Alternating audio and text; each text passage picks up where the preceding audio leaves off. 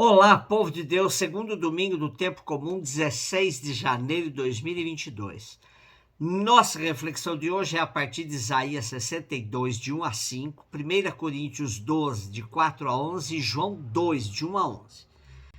Seguimos hoje, basicamente, com alterações, o roteiro dos exegetas portugueses Joaquim Garrido, Manuel Barbosa e José Ornelas Carvalho, da província portuguesa dos sacerdotes do Coração de Jesus.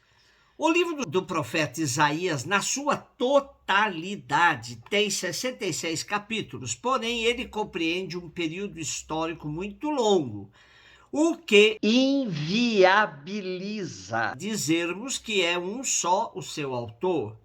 Assim sendo, os biblistas identificaram 3 grandes blocos, aos quais denominaram Isaías, os capítulos de 1 a 39, segundo Isaías, os capítulos de 40 a 55 e terceiro Isaías, os capítulos de 56 a 66.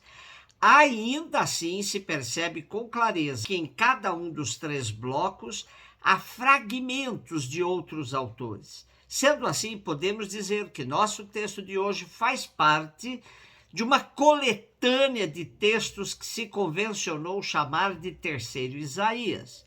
Estamos em Jerusalém na época pós-exílica. Ainda se notam em todos os cantos da cidade as marcas da destruição.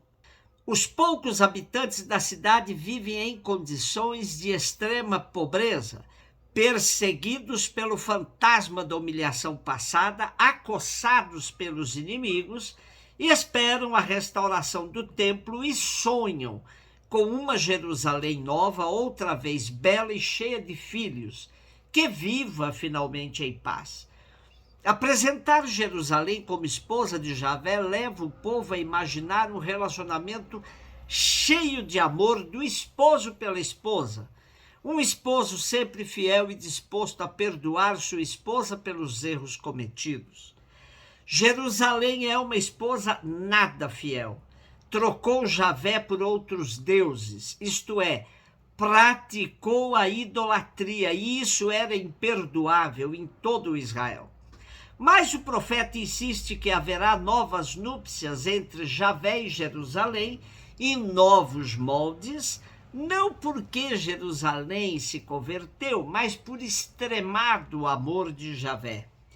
É esse amor nunca quebrado que vai rejuvenescer a relação, que vai possibilitar um novo casamento, umas novas bodas, e que vai transformar a esposa infiel numa coroa esplendorosa, num diadema real, que brilha nas mãos do Rei Deus.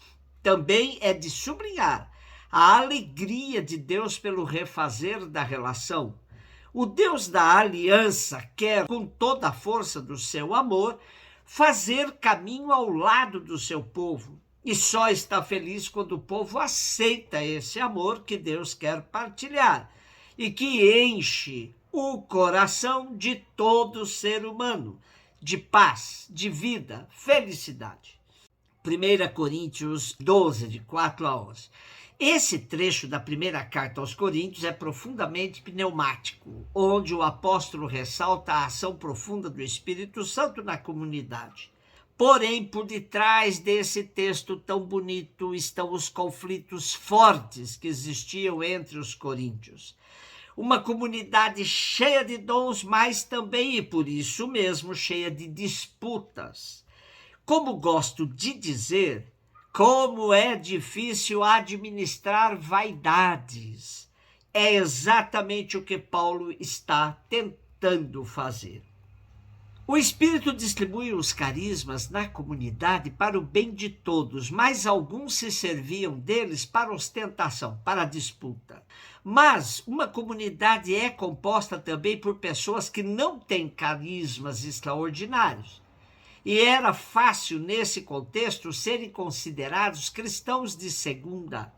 Se a comunidade dos coríntios era muito viva e dinâmica, por outro lado, tinha graves problemas de conflitos e de desarmonias, onde facilmente as experiências carismáticas eram sobrevalorizadas em benefício próprio. Criavam, pois, com frequência individualismo e divisão no seio da comunidade. É a este problema que Paulo procura responder. João 2, de 1 a 11. Houve um casamento em Caná da Galileia. A mãe de Jesus estava presente.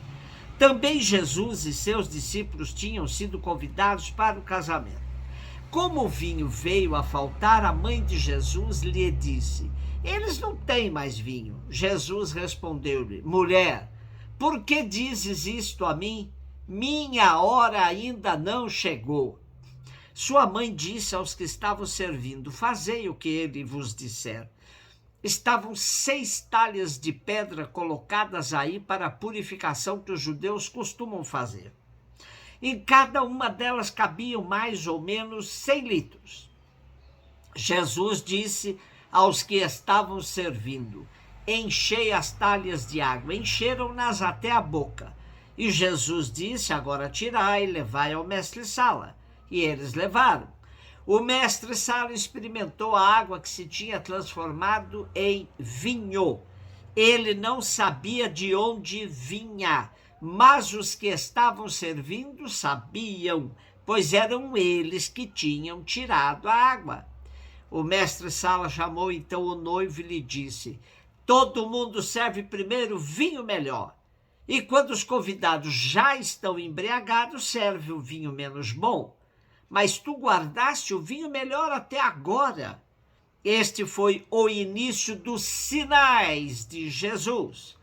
Ele o realizou em Caná da Galileia e manifestou a sua glória, e seus discípulos creram nele.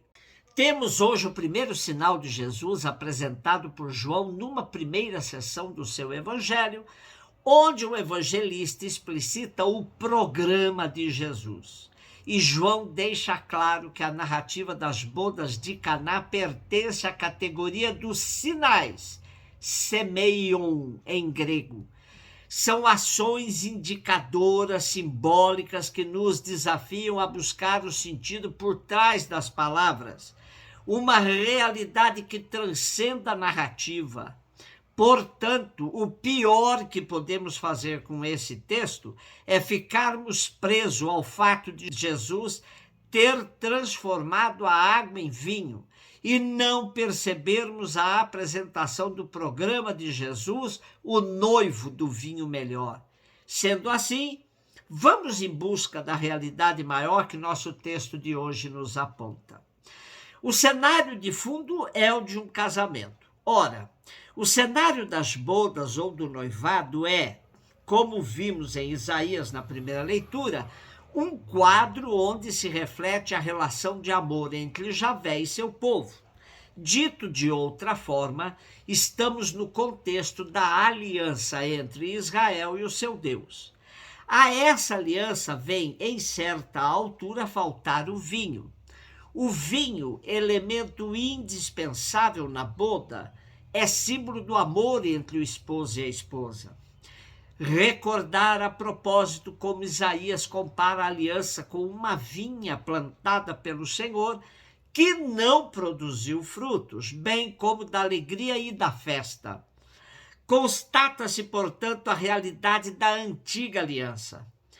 Tornou-se uma relação seca, sem alegria, sem amor, sem festa, que já não potencia o encontro amoroso entre Israel e o seu Deus.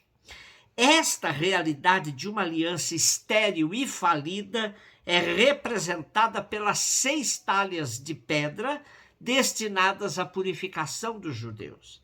O número 6 evoca a imperfeição, ou incompleto. A pedra evoca as tábuas de pedra da lei do Sinai e os corações de pedra de que falava o profeta Ezequiel. A referência à purificação evoca os ritos e exigências da antiga lei que revelavam um Deus suscetível, zeloso, impositivo, que guardava distâncias. Ora, um Deus assim pode-se temer, mas não amar. As talhas estão vazias porque todo este aparato era inútil e ineficaz. Não servia para aproximar o homem de Deus, mas sim para o afastar desse Deus difícil e distante. Detenhamos-nos agora nos personagens apresentados. Temos, em primeiro lugar, a mãe. Ela estava lá como se pertencesse à boda. Por outro lado, é ela que se apercebe do intolerável da situação. Não tem vinho. Representa o Israel fiel que já se tinha percebido da realidade e que esperava que o Messias resolvesse a situação. Temos depois o mestre-sala, representa os dirigentes judeus instalados comodamente, que não se apercebem ou não estão interessados em entender que a antiga aliança caducou. Os serventes são os que colaboram com o Messias, que estão dispostos a fazer tudo o que ele disser para que a aliança seja revitalizada. E temos finalmente Jesus. É a ele que o Israel fiel, a mulher mãe, se dirige no sentido de dar nova vida a essa aliança caduca. Mas o Messias anuncia que é preciso deixar cair essa aliança onde falta o vinho do amor.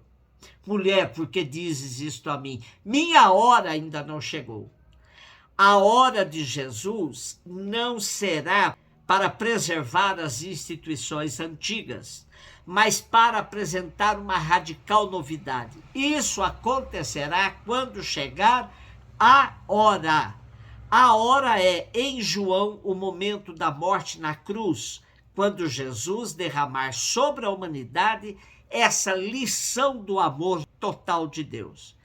O episódio das bodas de Caná anuncia, portanto, o programa de Jesus: trazer à relação entre Deus e a humanidade o vinho da alegria, do amor e da festa. Este programa que Jesus vai cumprir paulatinamente ao longo de toda a sua vida vai realizar-se em plenitude no momento da hora, da doação total por amor. Um beijo no seu coração.